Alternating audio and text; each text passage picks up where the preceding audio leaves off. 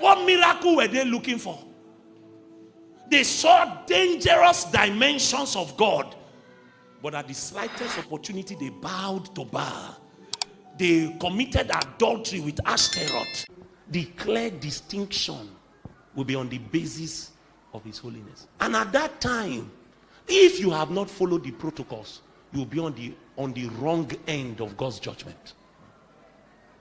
God is not going to joke with this separation. Not now, not at the end of the age. Now he's giving you the opportunity by the act of your will to determine that I will be holy. I want to do business with God, I will be holy. At the end of the age, it will no longer be up to you. God will bring out his measuring rod. And if you do not measure up, there will be no excuses. So to keep his plan going, his plan, I will show you in Revelation, his plan. In Revelation 21, we will see that there will be no need for a temple in the New Jerusalem. Ooh. That's the whole idea. Man and God are supposed to be naked and enjoying their deep relationship together, because in both parties there is no corruption. They're supposed to be enjoying themselves. That's what God is trying to achieve. But God could not do it with Israel because Jesus had not yet been crucified. So there was no basis for him to be able to be open with all of Israel. So he chose the Levites. He said, okay, let me put my presence here temporarily. So if you want to do business with me, come into the sanctuary. Then me and you. But if you are going to come into the sanctuary, you must be holy. Any priest that went into that place unholy, he died. He died without God even getting angry. He will just die. Nadab and Abihu decided to bring strange fire. God did not say, I'm angry with you. The minute the incense ascended, the system rejected it and killed them. Because that system is designed to host the holiness of God. You know what we have done? Because the veil has now been taken away. Do you know the fear the average Israelite had when they looked at that tabernacle? The reverence they had when they looked at that tabernacle. They knew that if I was not a priest and I went there, I would die. But because that old has been taken away, and now the temple is not one made with hands, God dwells within us. Are you with me? God dwells within us. In the Old Testament, you had the sanctuary, you had the priest, you had the sacrifice, you had the altar. In the New Testament, you that is a Christian, you are the priest. You that is a Christian, you are the temple, you are the sanctuary. You that is a Christian, you are the sacrifice. You that is the Christian, you are the altar. Everything has been collapsed into one entity, which is the believer. The believer. So the believer in his spirit is the Holy of Holies. That is where he's having intercourse with the Spirit of God. So the Bible will say that the Spirit beareth witness with our spirits.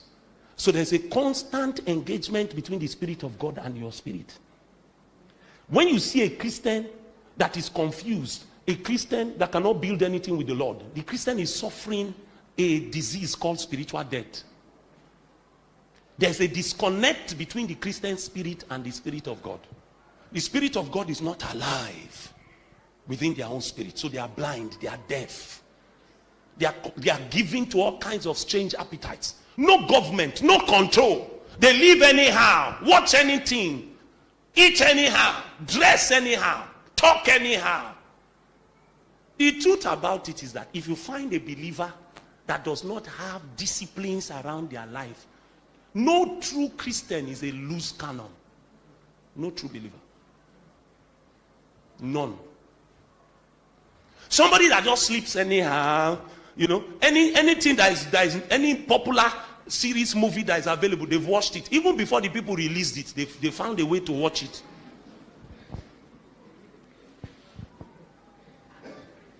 They just leave eat anyhow, crack all kinds of jokes. That entity, I don't know whether it's a human being, that entity is not a Christian. Go and read church history. Christians have never been loose people. There's a sense of responsibility that comes upon you when you get born again. When you realize that you are a walking headquarters of the divine. You are literally carrying God on your inside. You are his representative on the earth. There's a sense of responsibility that even when you sit down and time is just flying and you are idle, you'll be feeling guilt. Something will be telling you that what kind of life is this? You are just wasting time. This time that when it passes like this, you can't get it back. No genuine believer lives in such wantonness. None. So one of the ways to even check somebody's spiritual health is find out what they do with their spare time. Find out how they order their lives. Find out who their friends are. Find out the kind of things that they love. If the protocols of holiness have been activated on your soul, your options become limited. Options in life, options in destiny, options in marriage. The road begins to shrink the deeper you go into God. The deeper you go into God, the road shrinks. You don't have many options. So when you meet a Christian and say, I don't do that, it's not that the person is trying to live a boring, useless life that people will say they are doing gym. It's just that the spirit on the inside will begin to regulate you. And you see, one of the ways you will know that that regulation is becoming effective is that you will hate this world. You know you love the world. You are obsessed with this world. This world is like gold. It glitters. James made it clear. Friendship with the world is enmity with God. You can't have both. You will find out that you will hate the world. Hate it. And it's not something you are faking. It's not that you are faking it. You will just be scrolling on Facebook and see something and say, what is this? What? How is this supposed to make somebody laugh now? This. What is this? And then you look at it, it has 5 million views. A lot of sick people are roaming around. But they don't know they are sick.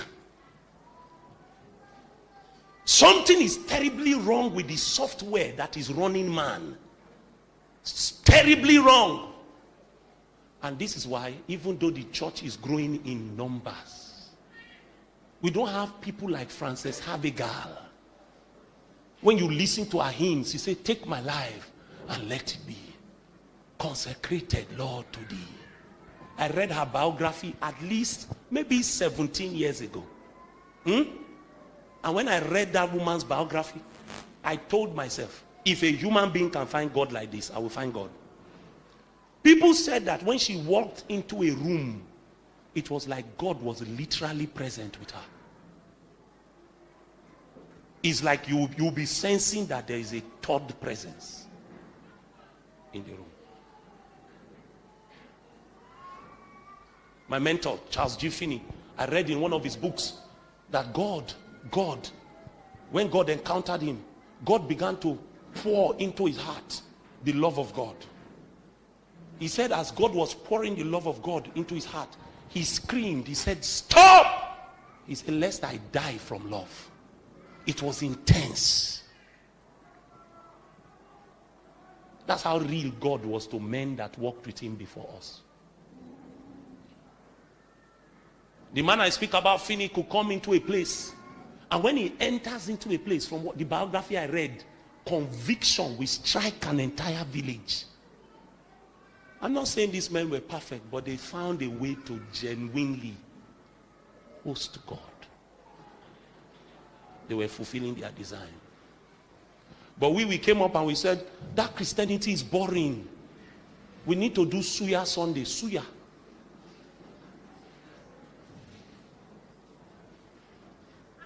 We need to come for Suya Sunday. We're hungry, oh, give us Suya. So we come for Suya.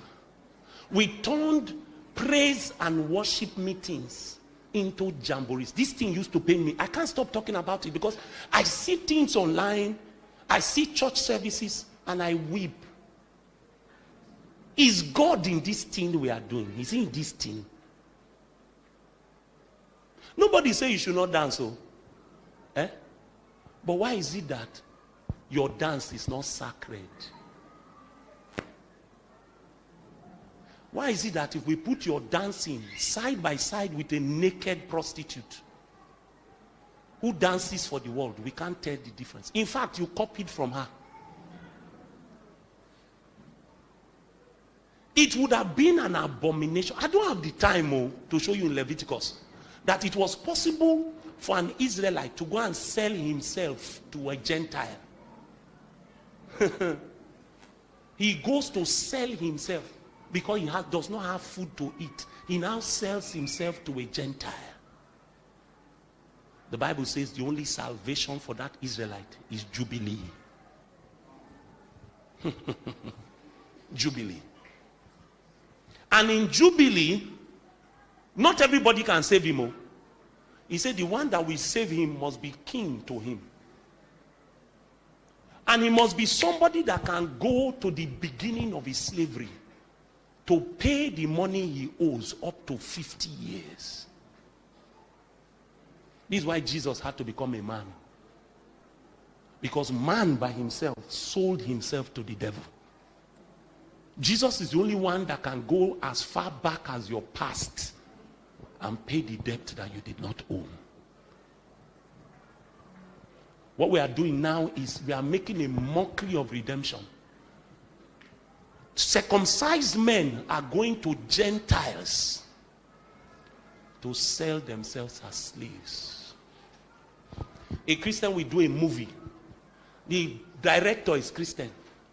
The producer is Christian.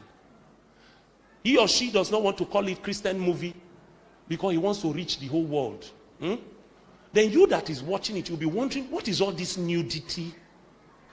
What is all this nakedness in the movie? It is produced by a believer. A Christian will own a business. A business. That business will be a platform for devils.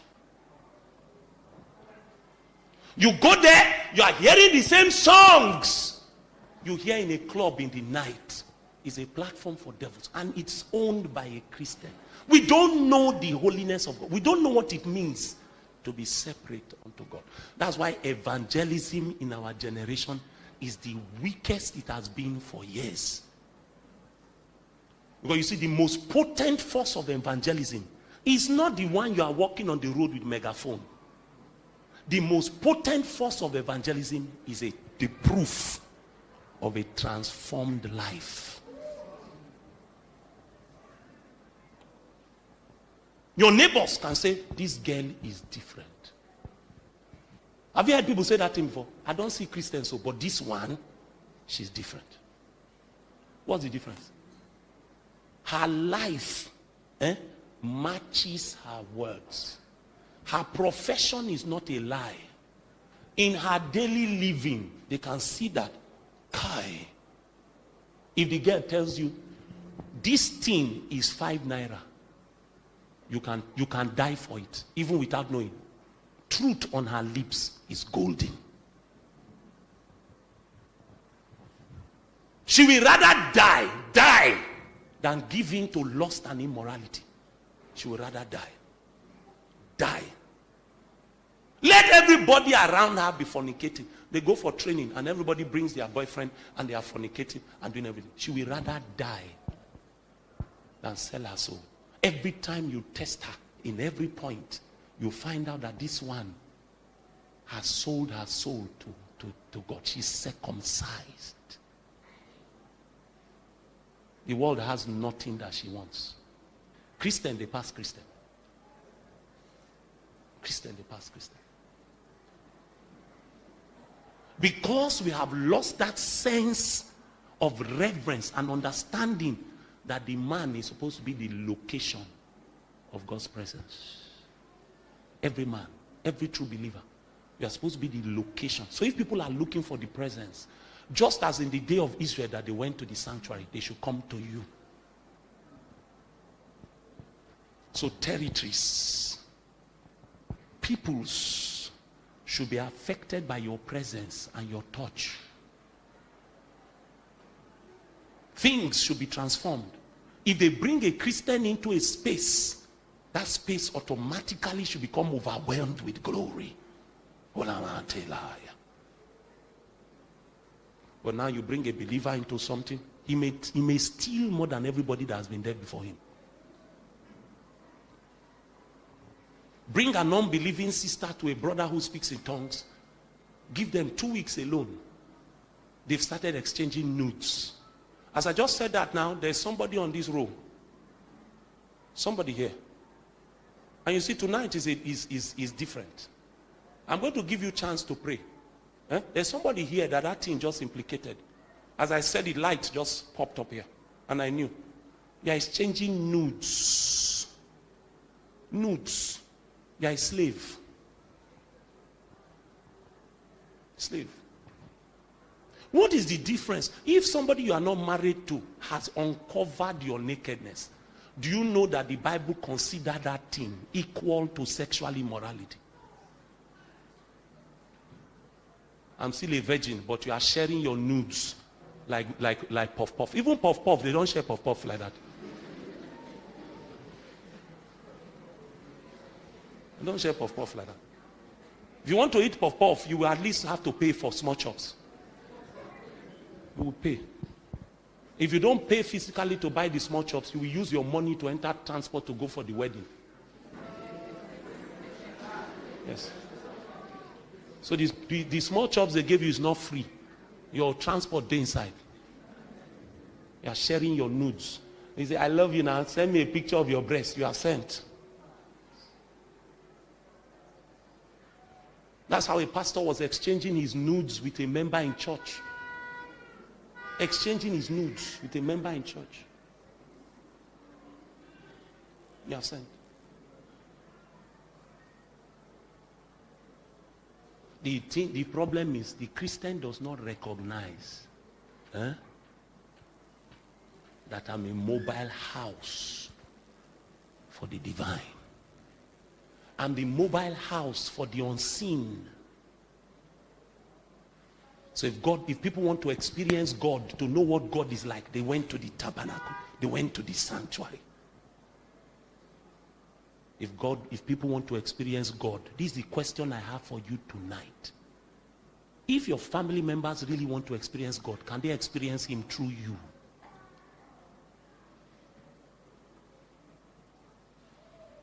Can they touch him through you? Can they hear him through you? Can they come into something real with him through you?